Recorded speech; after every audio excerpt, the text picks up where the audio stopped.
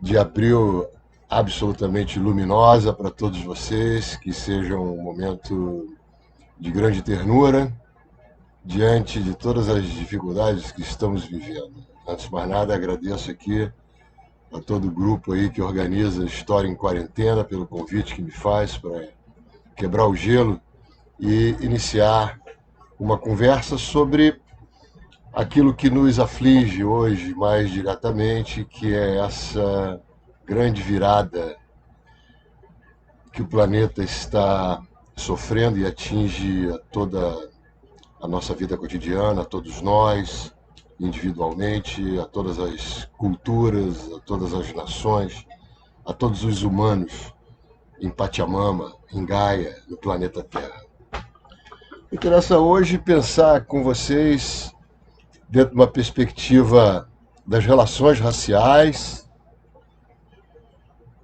o que a pandemia traz de relevante para as ciências sociais e para a sociedade brasileira.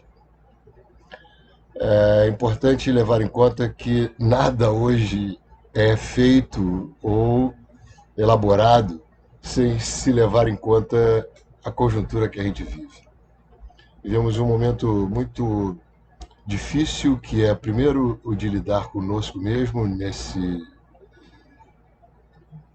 tipo de enclausuramento e por vezes até solitário, na tentativa de proteger os demais de uma transmissão involuntária do Covid-19 que podemos portar e, por outro lado, também nos imunizar através desse isolamento para ver que tipo de progressão esse vírus vai promover em nosso organismo. Mas o vírus em si mesmo, essa proteína que flutua nesse espaço sem fim, é uma grande metáfora, embora seja algo muito concreto. Uma metáfora muito forte, até para pensar o vírus do racismo, o vírus das relações raciais, como ele se reproduz. De maneira muito semelhante, até se pudéssemos aqui tomar como referência a pandemia, ah, poderia pensar até o racismo também como uma pandemia. A própria ideia de racializar o outro é uma forma viral que se expande de maneira muito intensa por todas as civilizações modernas, em especial. A pandemia do Covid-19, ela está virando de cabeça para baixo as relações sociais como um todo e revelando tudo aquilo que estava invisível de maneira muito transparente, imediata, instantânea e de forma imperdoável. Até mesmo a forma soft, serena, atenuada com que a reprodução do poder dos chineses vinha se dando em relação às culturas africanas, tem se revelado ao contrário. A quantidade gigantesca de africanos estudando e trabalhando na China hoje está sofrendo com o racismo chinês, que os caracteriza como responsáveis pela reprodução incessante do vírus Covid-19 na China. E o racismo começa a crescer na China em relação à presença dos africanos. Por outro lado, também, essa quase lua de mel que o continente africano estabelecia com a presença chinesa começa a se quebrar. Ontem recebi mesmo um vídeo de um quebra-quebra de lojas de chineses na Nigéria, em Lagos, em represália ao racismo que vários nigerianos têm sofrido na China. Ora, que inimaginável dessa forma tão direta e explícita, né? A manifestação racista contra africanos por parte dos chineses que sempre cultivaram numa tradição confuciana, numa tradição zen budista, uma forma de produção e reprodução do poder de maneira muito distinta daquela do Ocidente, né? Que aposta no hard power e eles apostam no soft power. Ah, então, esse momento é interessante porque ele está sendo revelador de todas as desigualdades que até então vinham dissimuladas, dissipadas, em nome de determinadas vantagens políticas ou em nome de determinados projetos momentâneos. As formas de exclusão passavam a se constituir em mecanismos absolutamente camuflados. Para o Brasil está sendo incrível, tanto no campo da reflexão, dentro das ciências sociais, dentro da história, da filosofia como um todo, como nas relações interpessoais. Nessas 6 semanas, eu me encontro há quase 6 semanas aqui em quarentena e estou há quase 6 semanas como observador. 6 semanas, 1 mês e meio trancado no apartamento, que tem um espaço um pouquinho maior para, de certa maneira, me deleitar comigo mesmo, porque tenho condomínio e tal, caminha, mas não vou à rua. São 6 semanas, portanto, em que temos nós mesmos em convivência conosco mesmo, mas também a tecnologia tem colaborado bastante para que essa fronteira possa estar sendo rompida e corrompida. Com isso, a gente viola um pouco o espaço das materialidades e consegue estabelecer relações plurais, né? Relações extras nacionais até. Mas a pandemia ela traz uma experiência de revelação das desigualdades todas, porque não existe pandemia sem raça, classe e gênero. E essas formas, por mais dissipadas de exclusão e relações de poder, se transformam em formas visíveis, né, que brotam de maneira clara e extensa em todo o nosso entorno. Eu creio que, por exemplo, a pandemia traz certamente uma revelação, até mesmo para os moradores de favelas, para os moradores das comunidades, uma revelação da própria desigualdade interna, a despeito das próprias redes de solidariedade que vão se formando dentro da comunidade em articulação com indivíduos fora das comunidades, fora das favelas. Temos assistido uma rede gigantesca por todo o país, que cobre de forma extensiva, do Roraima até o Rio Grande do Sul, redes de suporte, redes de apoio a que essas populações possam resistir ao que vem pela frente. Não sabemos, porque o grau de incerteza é tão grande, não sabemos o que vai acontecer. Então, de todo modo, dentro de uma própria favela, como eu constatei através de mensagens que eu recebi, de moradores da Cidade de Deus que desconheciam a existência de um grau elevadíssimo de precariedade vivido por outros moradores da própria Cidade de Deus.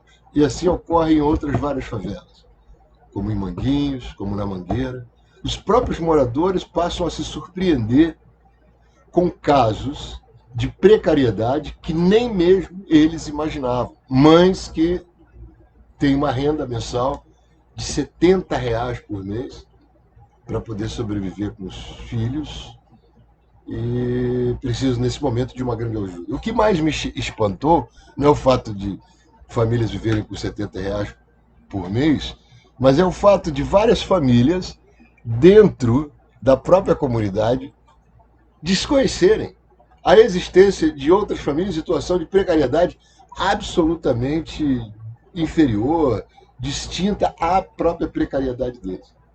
Então, com as redes de suporte que têm se formado para garantir o mínimo de possibilidade de resistência dessas famílias diante do que temos a enfrentar pela frente, é fantástico para mim que os próprios vizinhos, os próprios moradores se surpreenderam com os seus próprios vizinhos que estão em situação muito mais precária do que aquela que eles mesmos imaginavam. Então a revelação ela se dá no plano doméstico, no plano comunitário. A revelação da precariedade, a revelação do grau de desigualdade, a revelação do grau de desumanidade que nós vivemos. Os vizinhos passam a olhar um para o outro de forma muito diferenciada. Então, aquilo que era invisível com a pandemia tem se tornado absolutamente visível. Seja a hipocrisia, seja a estupidez, sejam as formas mais grosseiras de demonstração da percepção desumanitária da vida, seja o racismo, tudo ficou mais visível. Quer dizer, vivemos uma sociedade onde a dissimulação se derrete. Estamos assistindo o derretimento não só das calotas polares, que é o outro risco que nós temos aí pela frente, além das pandemias, o risco da grande mudanças climáticas, aliás, apontam-nos 4 grandes riscos, né? Além da pandemia, a mudança climática, que já está se dando, o outro terceiro grande risco é chuva de meteoros, que continuam ocorrendo, e a possibilidade de um grande meteoro que possa extinguir a vida na Terra, e o quarto risco, que é o da tecnologia hiperavançada, através da inteligência artificial e da robótica. Então, portanto, vivemos um momento de transição, né? Um momento liminar. E talvez é um privilégio para nós, a despeito da situação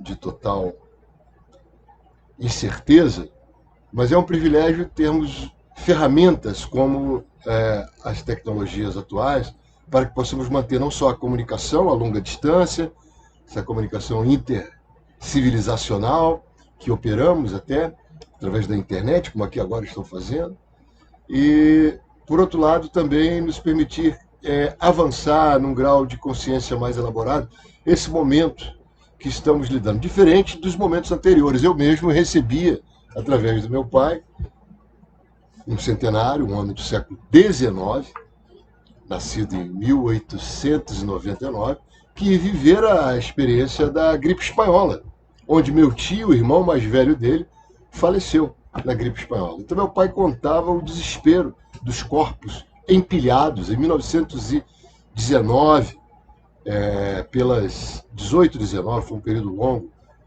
os corpos empilhados pelas calçadas do Rio de Janeiro e as carroças passando para recolher aqueles corpos. E as pessoas ficavam incomunicáveis, usavam-se máscaras, ele não contraiu, por exemplo, mas o irmão contraiu a gripe espanhola. E a minha avó também, a mãe do meu pai. Ambos morreram na gripe espanhola. Então eu tenho uma família que foi atingida pela pandemia de 1918, 19. Mas naquela época não tínhamos essas possibilidades de comunicação, o que nos permitiria transpor as barreiras necessárias para que preservássemos com mais integridade, né? Preservássemos nossa saúde de maneira a resistir a esse período. Então, esse é um privilégio. Nós temos uma ferramenta interessante hoje, mas ao mesmo tempo é uma faca de 2 gumes, né?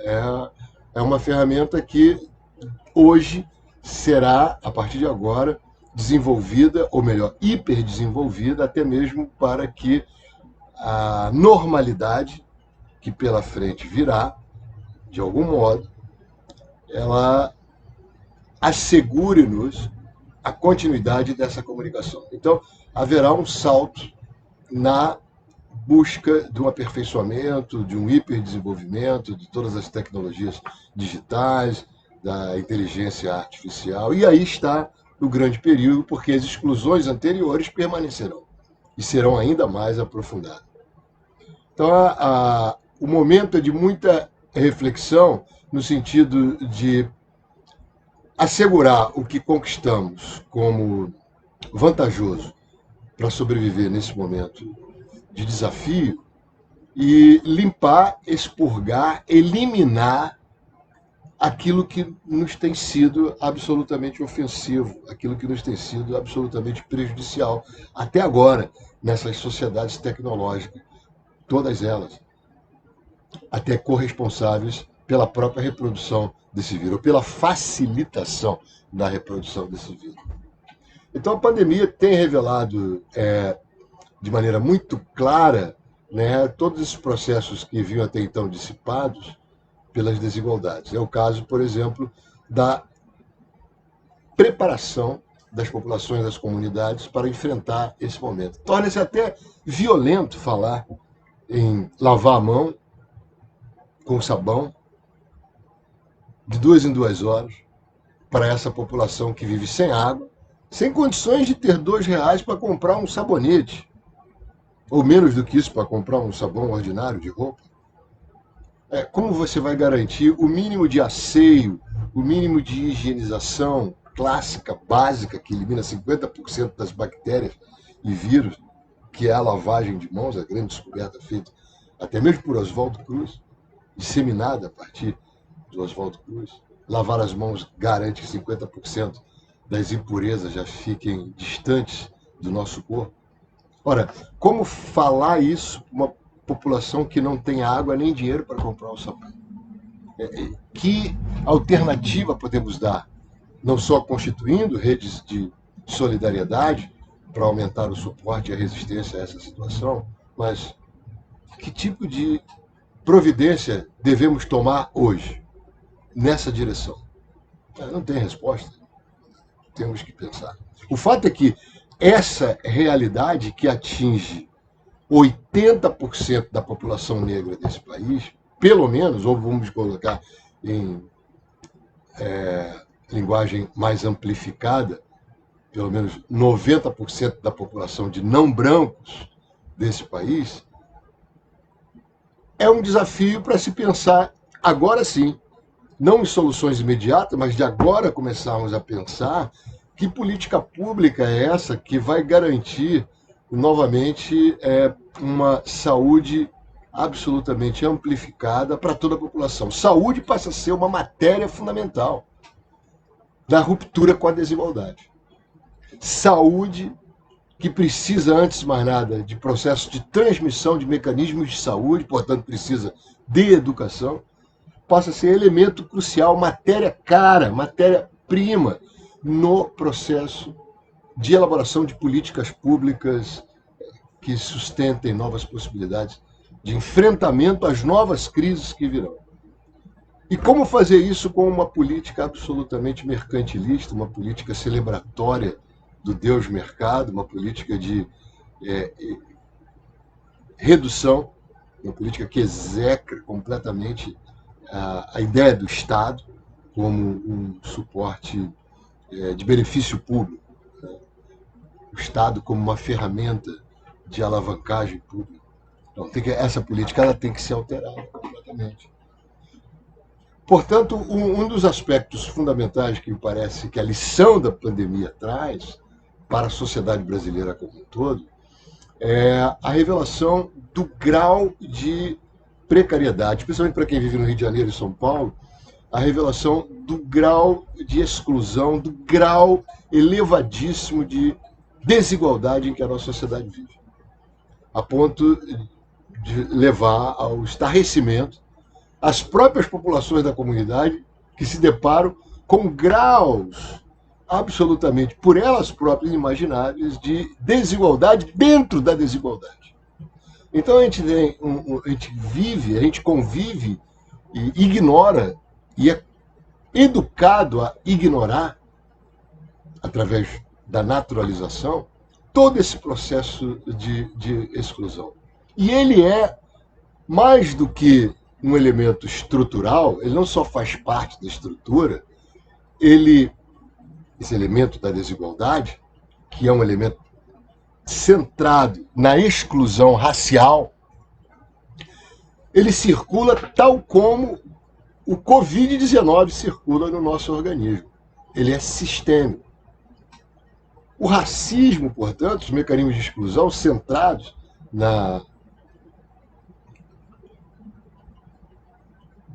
negação do outro, centrado na exclusão racial, ele é sistêmico, porque ele opera de maneira nômade, ele circula no sistema social por todas as instituições, por todas as esferas e por todas as camadas da existência no nosso dia a dia. Ele vai estar presente o tempo todo. Assim como o Covid disse recentemente, desde semana passada, de grande descoberta, é que ele não é simplesmente um vírus respiratório, causador de embates, problemas e bloqueios respiratórios, ele é sistêmico, ele vai operar problemas que vão desengrenar o próprio funcionamento do fígado, do estômago, do pulmão, do coração, do sistema sanguíneo. Então ele opera sistematicamente, opera simultaneamente, dependendo das possibilidades que ele encontra, dos espaços que ele encontra, em várias regiões do próprio organismo humano. Por isso é que disse que não adianta o ventilador, porque a sua reprodução é absolutamente incontrolável quando ele encontra conforto para que ela se dê. Não é um mecanismo vivo, é uma proteína que busca espaços para se reproduzir. Engraçado. O racismo e as desigualdades operam da mesma maneira. Busca espaço para se reproduzir.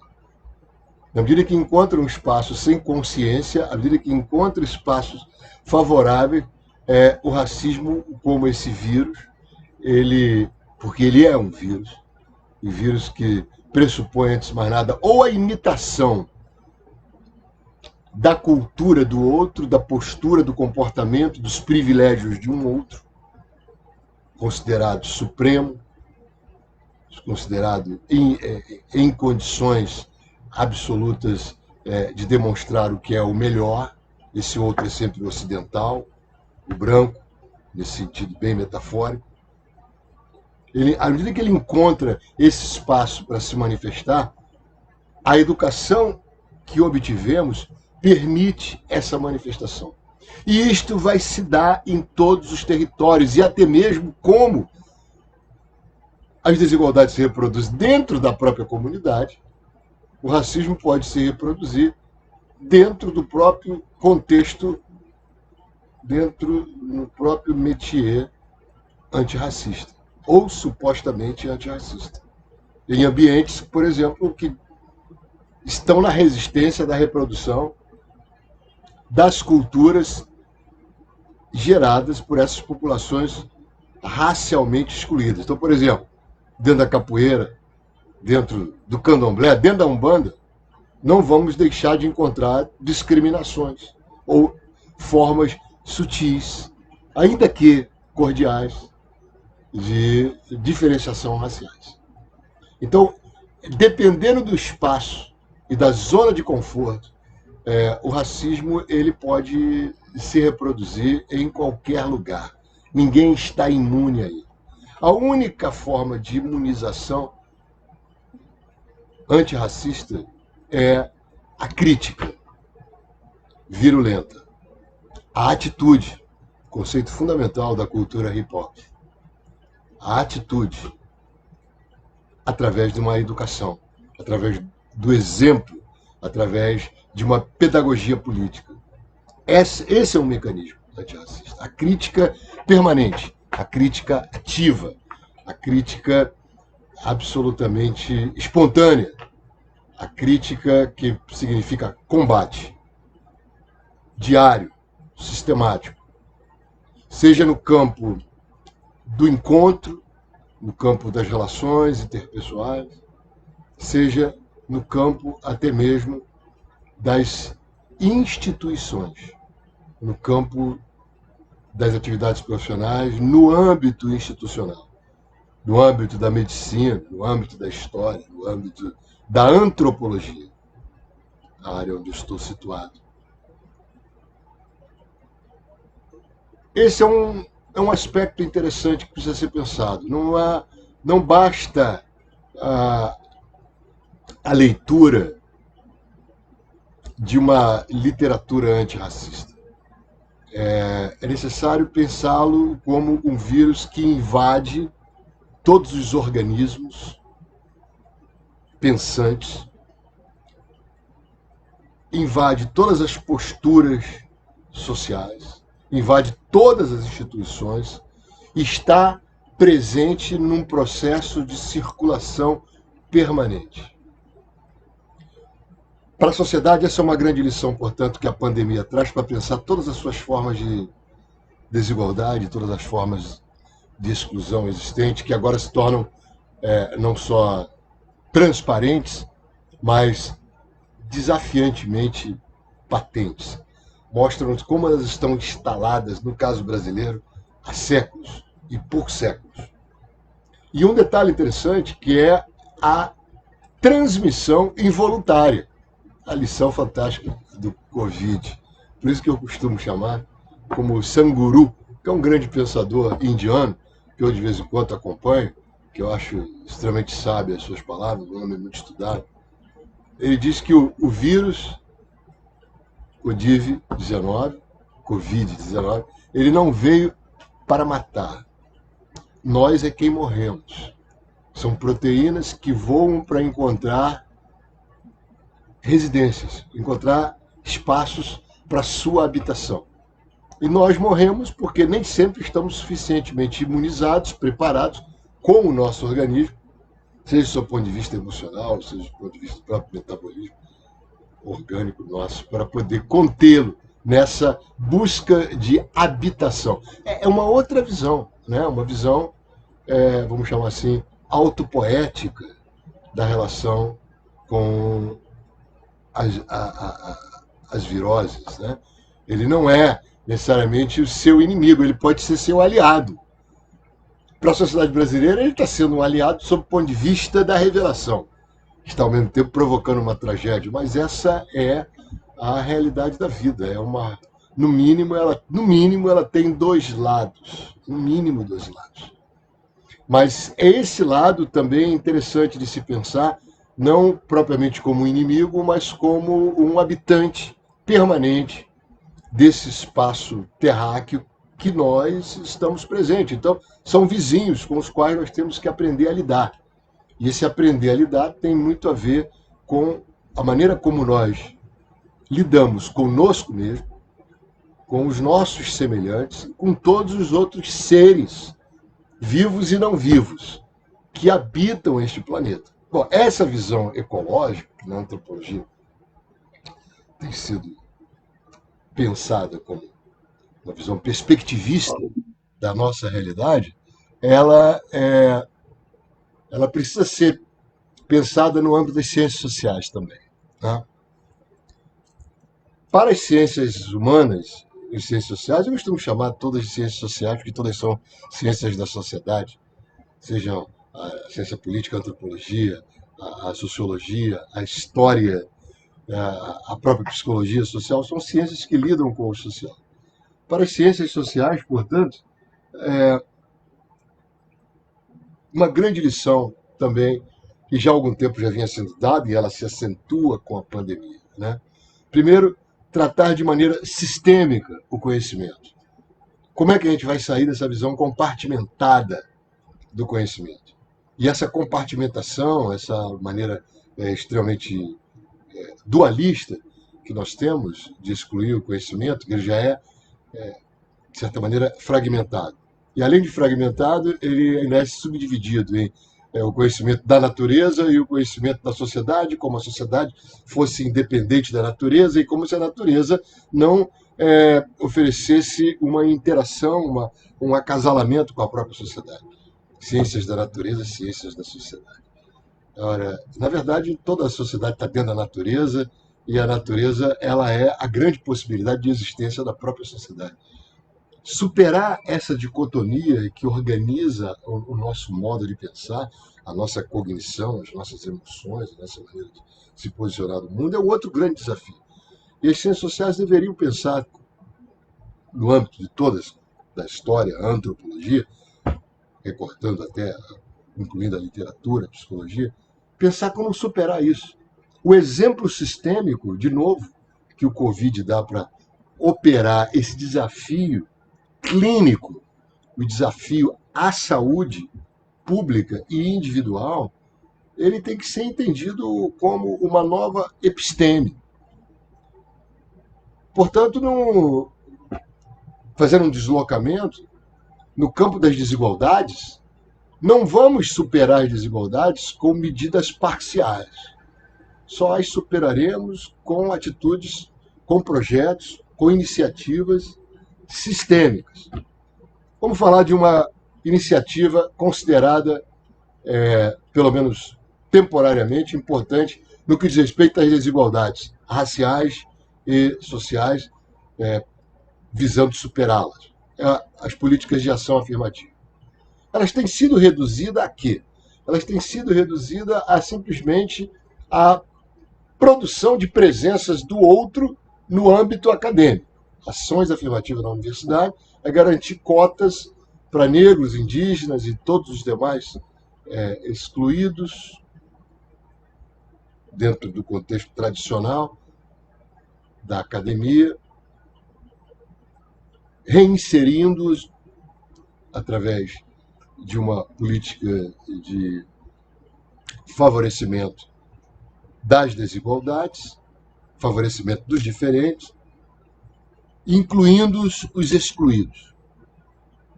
Pronto, está resolvido o problema. A gente agora tem 30% de negros, a gente tem 15% de indígenas, a gente tem 10% de desabilitados, a gente tem mais 10% de população gay, queer. Isso não mudou nada.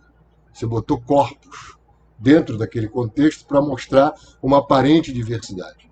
Mas e a história, as biografias coletivas, os modos de encarar a realidade, as tradições clandestinas que por séculos sustentam a forma de pensar a presença desses sujeitos no mundo como humanos. Como entram dentro da canonização que a academia faz de uma determinada literatura. Ou seja, como o conhecimento que essas populações trazem ingressam também dentro da universidade.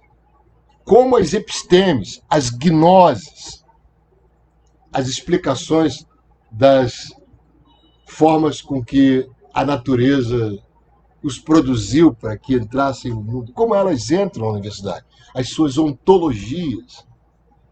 Não, isso não foi discutido e essa é a grande discussão.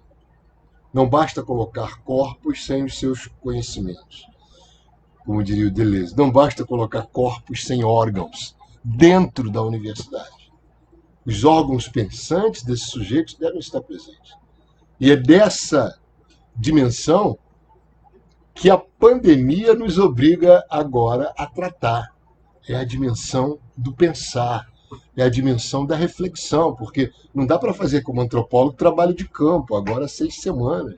Eu não posso ir à favela, eu tenho que pensar sobre a partir da experiência que eu tenho com a favela, me utilizando das tecnologias para me dar acesso à favela.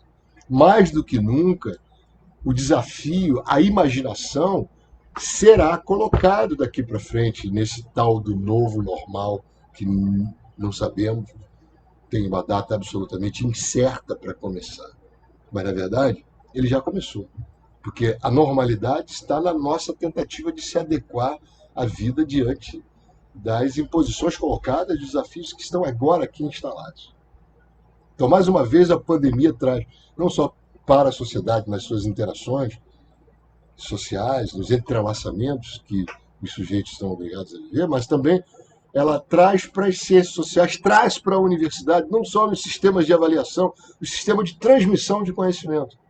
O conteudismo vai entrar em crise. Por que, que o conteúdo tem que ser exclusivamente do livro didático, no caso especificamente, para os alunos que agora estão vivendo sobre a educação à distância? O EAD virou a mercadoria, especialmente nas escolas privadas. Mas que conteúdo é esse? Tem que mudar a ideia do que é o conteúdo. Uma conversa, um filme ou uma experiência agora, mais do que antes, ela passa a valer como um elemento fundamental na construção da vivência, na construção, digamos, do próprio conhecimento. Então eu estou tentado, talvez seja aqui na minha solitária, nessas 6 semanas, reverter bastante o que foi a minha experiência como educador nesses 50 anos em que estou envolvido com o processo de educação e nesse período de mais, digamos aí, de 40 anos no meu ativismo antirracista na sociedade brasileira e na diáspora africana como um todo. Verifico que nós estamos agora diante de um grande desafio. E todos nós, dentro da diáspora, agora fazendo um foco mais fechado da discussão da experiência da pandemia, para a população afrodiaspórica, a pandemia ela coloca um desafio para a gente, absolutamente relevante, que é repensar que tipo de sociedade a gente quer, na verdade. Não é só simplesmente sociedade que não reproduza de maneira tão intensa e por tão longo período de tempo, como há meio milênio tem sido, a exclusão dessas populações não brancas, não privilegiadas pela cultura ocidental, especificamente no caso das culturas latinas, né, não privilegiadas por uma determinada aparência, né, porque nas culturas latinas, afro-lusas, afro-hispânicas, afro-francofônicas, né, italianas e tudo mais, são culturas onde a aparência define a exclusão, antes de mais nada, o que distingue um pouco mais das culturas anglo-germânicas. Não que não haja, mas tem outros padrões. O da consanguinidade pesa mais. O que, na verdade, nos coloca em agenda, diante de uma nova agenda, é pensar que tipo de sociedade queremos e que prioridades devemos estabelecer a partir de agora. Também está colocada uma outra questão para toda a sociedade, e só para concluir, já inteirando os nossos 40 minutos aqui de conversa, uma outra desafiante proposição emerge com o momento pandêmico que vivemos, que é definir critérios de participação na sociedade. Eu acho que estamos trazendo aqui, primeiro, com a mundialização do Covid. É uma pandemia, portanto, esse é um nome já dado, por ser um processo mundial. Ninguém escapa dele. Nem a mais remota ilha do Pacífico escapará, em princípio, da infestação do vírus. Então, portanto, nós estamos construindo, através da pandemia, laços, aproximações, que eu acredito que não deveriam ser desfeitas. Estamos conquistando um entrelaçamento planetário de maneira intensa e ativa, e alimentada fortemente, diariamente, pela tecnologia. Nós temos condições de preservar, através da tecnologia de comunicação, e acentuar e aprofundar esse entrelaçamento. O que, por outro lado, coloca-nos diante de uma outra grande dificuldade, que são as transmissões agora mundiais de doenças. Mas é uma dádiva o da vida comunitária no sentido global. É uma experiência novíssima para todos nós daqui para frente, mas sob condições distintas daquela que vínhamos operando. A vida comunitária global, regida pelo mercado exclusivamente, pelo lucro e pela produção de privilégios, de privilégios, de privilégios em privilegiados mínimos. Os laços de solidariedade que se constituíram na garantia da resistência e sobrevivência dessas populações atingidas na precariedade pela pandemia, apresenta, né, nos oferece uma alternativa interessante. Como consolidar laços de solidariedade, como transformar esses laços provisórios e temporários de solidariedade para essa resistência em ferramentas políticas. Além dos laços de solidariedade que constituímos, né, estamos constituindo também uma série de trocas como essa, absolutamente intensas através da tecnologia.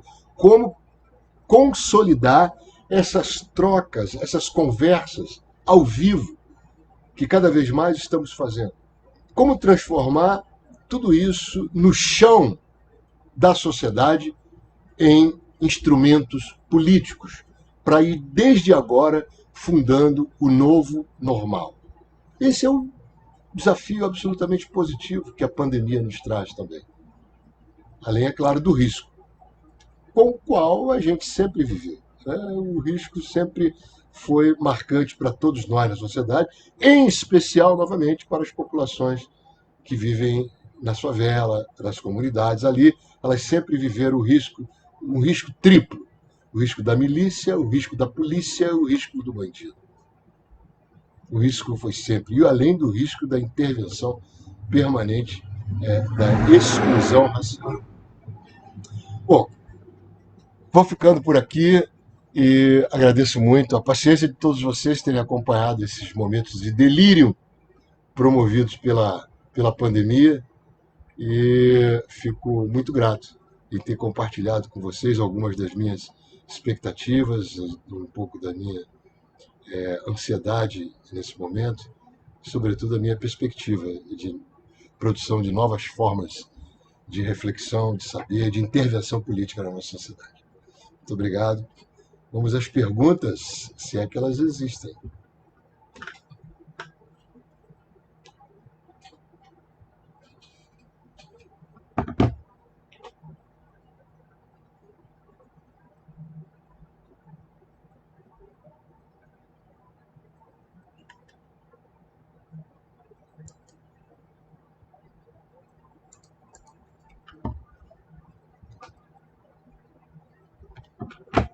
Aqui tem uma pergunta.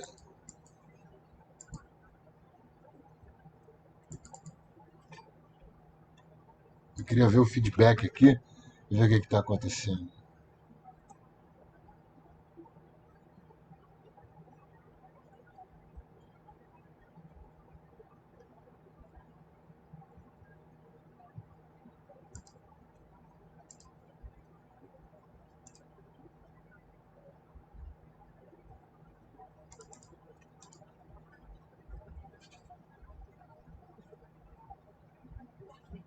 Então, como vamos operar? Assim, tem uma pergunta aqui interessante, gostaria, desculpe aí o vazio que foi criado, porque deu uma trava aqui no computador. Tem uma pergunta interessante aqui da Antônia. Ontem eu vi um escritor nigeriano falar sobre o combate ao vírus na Nigéria, e na realidade a preocupação dele é menos com a epidemia e mais na questão social. Na Nigéria já era absoluta desigualdade e tem sido aprofundada. Acredito que a questão passa por aí também. O que é a economia após isso tudo? Porque o consumo que sustentou esse crescimento insustentável não existe mais. Teremos capacidade de construir e voltar com um crescimento sustentável, enfrentando essas desigualdades e esses excessos? Você consegue ser otimista? Bom, já estou dando um riso aqui porque a pergunta já é bastante desafiante. Como conseguir ser otimista nesse momento? Eu diria nem otimista nem pessimista. Eu sou realista. Eu creio que nós estamos vivendo, e por isso é fundamental o realismo, né? Um dia após o outro. Quem está vivendo em quarentena, como eu e milhares ou milhões de pessoas solitários, A gente sabe que você acorda num dia bem, no outro dia você acorda mal, aí no dia que você acorda mal fica bem no meio do dia, no dia que acorda bem você fica mal no meio do dia. Então é uma constante variação de humor. E é essa variação de humor que, de certa maneira, nos coloca sempre numa linha de tentar manter a normalidade, né? E essa busca da normalidade é uma espécie de realismo. O que é o normal? É o mínimo de equilíbrio no meu aqui e agora. Olha, então, como é que vai ser a economia no futuro? Como é que vai ser essa possibilidade de troca? Como enfrentar os excessos da desigualdade? Como eu disse antes, eu acho que poderemos apostar em muitos aspectos das próprias tradições nossas, né? A própria população negra brasileira oferece, como ofereceu às populações indígenas, como oferece às outras populações, a própria população branca em situação de pobreza, uma série de ferramentas para a sobrevivência, né? O comum. O comum sempre foi um elemento fundamental. O comum do comunitário, ou do comunismo, como queiram. O comunismo vem do comum. O comum compartilhado. A água é compartilhada, o arroz, o feijão é compartilhado. Quando não existe, ele é trocado por um outro produto que o outro quer. Isso se mantém ainda dentro das experiências da comunidade. A gente pode começar a trabalhar e a pensar uma sociedade enriquecendo-se através desses mecanismos de transmissão do comum, de troca do comum, de circulação do comum.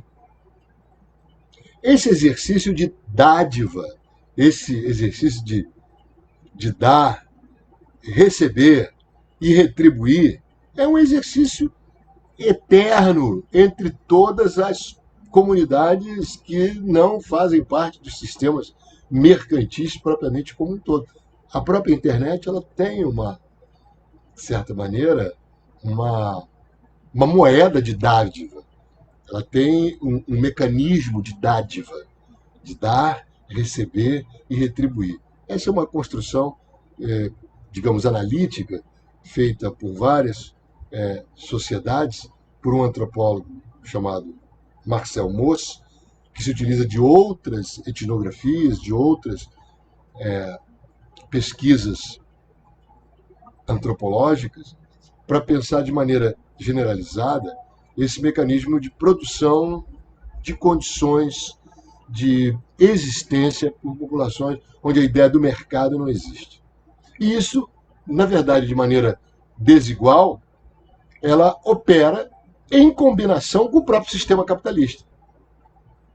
É por isso que você tem alguns teóricos em economia política que desenvolveu a chamada teoria do desenvolvimento desigual e combinado. Como é que o capitalismo opera? De maneira igual, plenamente igualitária? Não. Ele é realmente o sistema que cultua a desigualdade. Ele não está aqui para cultuar a comunalidade. É a comunalidade das desigualdades. Mas preserva, ele incorpora mecanismos da comunalidade. O comum está dentro do capitalismo. Você tem formas não capitalistas que servem à própria reprodução do sistema capitalista. Uma outra pergunta aqui. Na sua percepção, qual é o papel dos profissionais de ciências humanas e sociais nesse momento da pandemia? Antes de mais nada, entrar nas redes de solidariedade. Isso aí se pode estar exposto. Eu já passei de 60 anos, lamentavelmente não posso. Fico pensando nos momentos em que eu participei das enchentes, como escoteiro que era, em 1968, em 1972, 73, as grandes enchentes do Rio de Janeiro. Estava sempre participando das redes de solidariedade, vivendo nas favelas, contribuindo com as pessoas que haviam perdido tudo. Né? Então, de um engrandecimento de alma gigantesco, você se sentir colaborando com pessoas que estão necessitando de suporte para poder resistir diante dos desafios que a natureza é capaz de colocar. Primeira coisa, ingresse em redes de solidariedade de alguma maneira ou crie redes de solidariedade para dar suporte a essas populações. No caso, levando no mínimo água e sabão para elas, como participando. Todas as favelas do Rio de Janeiro têm hoje redes que estão incorporando profissionais, pessoas que são do asfalto, que não são propriamente da favela. Em segundo lugar, começar a operar junto a alguma dessas instituições, né, no sentido de levar uma contribuição para a produção dessa situação de normalidade, que já começa a partir de agora. A partir do momento que você já passa a contribuir com essas populações, seja com material de asseio, com alimentos, mas também com esclarecimento, com informação. Esse é um momento interessante. Em terceiro lugar, além de participar e contribuir com a informação, escrever e disseminar o conhecimento a respeito dessas vidas sendo reconfiguradas desde dentro e desde após a pandemia. Mas tem que estar desse momento participando dela.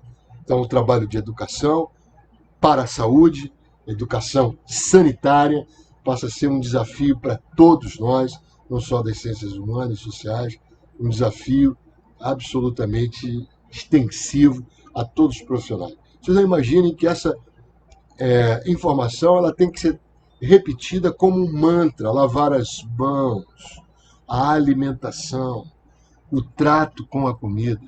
Isso é mântrico, isso tem que ser reproduzido sistematicamente. Tá? Então, acho que essa, por hora, é uma grande contribuição. Dar, receber e retribuir. Transmitir essa informação disseminada. Então, a pergunta aqui da Denise. Podemos acreditar que o empobrecimento da classe média e provável retorno aos serviços públicos, como escola e serviços de saúde, podem promover mudanças nesse serviço? Ah, sim. Eu acredito que as mudanças irão se operar, só não se operarão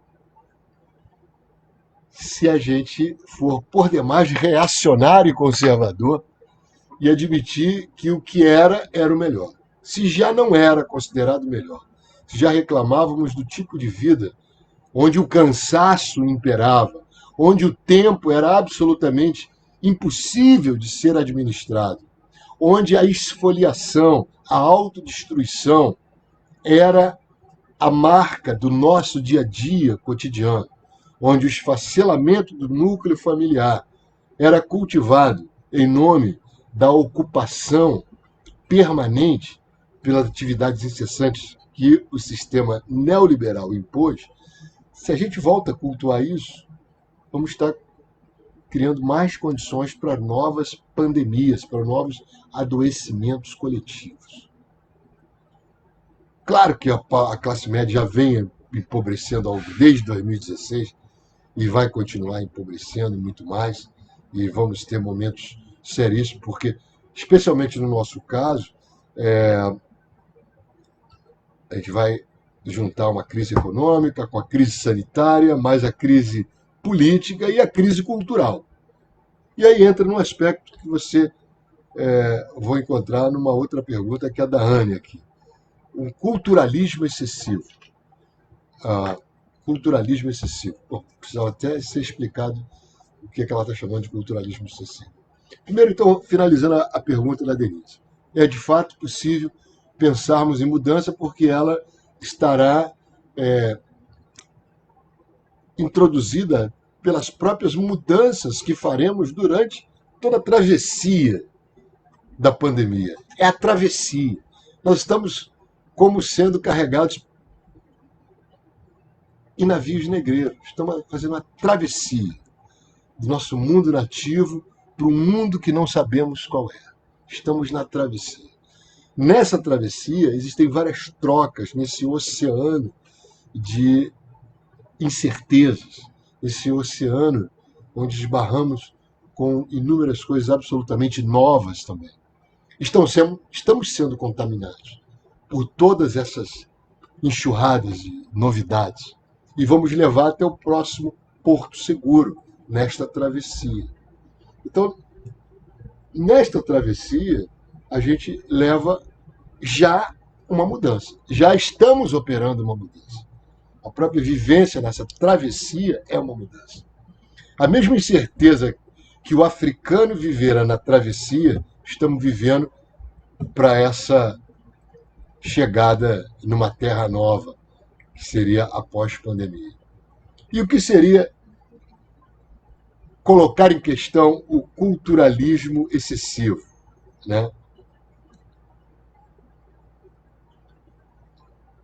É uma pergunta da Anne, que na verdade é uma pergunta elaborada a partir da seguinte proposição. A perspectiva de que a cultura nos diferencia no mundo natural não nos deu a falsa impressão de que nós existíssemos fora dela, fora da natureza, fora do mundo natural? É verdade. Na verdade, a, a narrativa produzida de que nós somos cultura e somos os únicos detentores de uma cultura, ou seja, de um modus vivendo elaborado a partir de uma racionalidade e reproduzido de maneira mecânica, espontânea, mimética, dá a nós a distinção de todos aqueles que vivem no mundo exterior e dos seres nele embutidos, que não possuem essa qualidade. Bom, esta é a argumentação que gerou um mundo fictício, uma bolha fictícia, paralela, que desde a modernidade ela veio sendo elaborada, mas podemos até dizer que ela se consolida pelos anos 50 do século XX e gera, mediante a suposta autonomia que esse mundo da cultura, o mundo da civilização produziu, gera um mundo destrutivo que introduz uma nova idade geológica no planeta, chamado de antropoceno. Essa produção do antropoceno, gerador, digamos, de um combate incessante na domesticação da suposta natureza, esse mundo exterior, de fato produziu uma ideia de divórcio nosso e de arrogância diante de uma suposta capacidade de dobra, de dominação da natureza. Acho que esse momento, e muito bem colocado pela Anne, é um momento importantíssimo para colocarmos em xeque esse momento.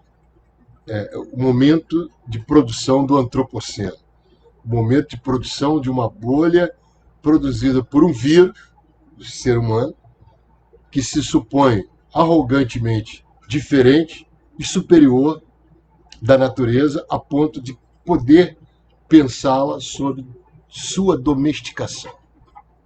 Olha, é esse antropoceno que tem produzido variações climáticas, tem produzido uma série de degenerescências da própria conformidade da vida no planeta, tem produzido desmatamento, tem produzido matanças e extinções ininterruptas de outros seres com os quais nós estamos vivendo.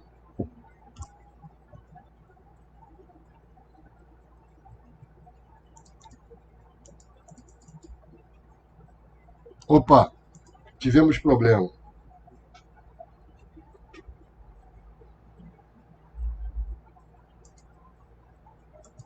Caiu.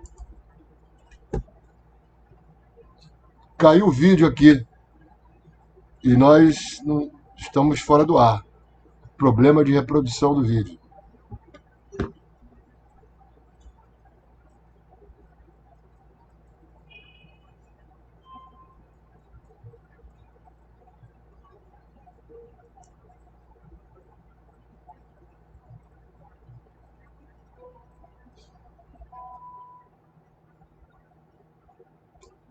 Estou vendo aqui problemas. Atenção. Eu vou fazer o seguinte, eu vou encerrar para recomeçar.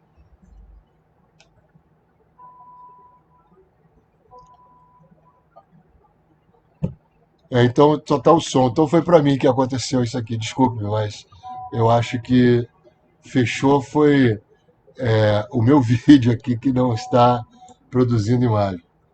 Então tá, vou continuar. É, diria que o antropoceno, portanto, ok. Desculpem a interrupção, mas desapareceu a minha imagem aqui. Não estou podendo acompanhar, mas estou vendo que vocês estão me vendo, então eu continuo sendo visualizado. Vou permanecer. Então, dando continuidade ao que eu dizia. É essa bolha do antropoceno, a bolha cultural, a bolha civilizatória humana da arrogância, que na verdade está produzindo essas anormalidades e talvez, vamos dizer aqui, a insegurança da própria presença do homem no planeta. Então, de fato, dissipar, dissolver esse culturalismo arrogante, antropocênico, é fundamental. Está aí uma tarefa mais, digamos, de reflexão filosófica, né, epistêmica, que é necessário ser fundada, mas começa no chão da sociedade. Ela tudo tem um chão político, né? E começa na educação. Mostrar quão integrados estamos na natureza. O tempo todo, desde a educação básica. Deixa eu ver uma outra pergunta. Minha querida Letícia Vitor. Julinho, você acha que a educação online, a qual, a partir dessa segunda, os professores do Estado de São Paulo farão, trará uma renovação didática e metodológica? Não. A educação em si ela não traz uma renovação didática e metodológica. A educação online ela é uma instrumentalização da tecnologia para transmissão de conhecimento. O modo pelo qual essa instrumentalização vai ser operada é que vai produzir ou não as inovações didático-metodológicas. Então vai depender, como sempre, desse ente que está por trás da tecnologia. De que modo ele vai operar, de que modo ele vai sugerir, desafiar as mentes dos outros entes que estão do outro lado da tecnologia. Como você vai propor essa interação entre dar, receber e retribuir. Como você o tempo todo supõe existir no processo de comunicação. Então, é importante que se leve em conta que a tecnologia ela opera no sentido muito salutar, mas os operadores dela é que podem torná-la negativa ou positiva. Então, metodologicamente, vai depender qual é a orientação que esses professores, que esses operadores estão tendo para que ela se transforme em algo de fato mais saudável, mais nutritivo e renovador. Isso vai depender muito de quem vai operar. Então, alguma pergunta a mais para a gente dar continuidade aqui ou partir para o encerramento, né? Eu acho que podemos encerrar. Os meus diretores aí, como entendem esse processo, podemos finalizar, já que não temos nenhuma outra pergunta aqui. Então vamos lá. Então, mais uma vez, pessoal, muito obrigado. Agradeço intensamente as provocações, perguntas ótimas que surgiram. Ainda tem a oportunidade de surgir mais uma perguntinha, se houver, para a gente encapsular na nossa conversa.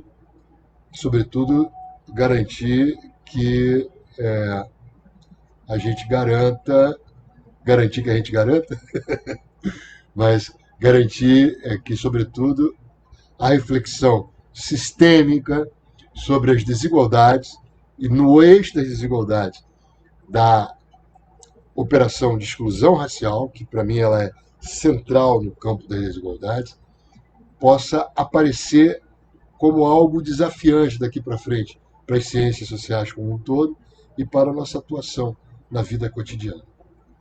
Pensar como o Covid, sistemicamente. Bom dia para todos. Uma bela manhã para vocês. Muito obrigado. Encerrar o vídeo.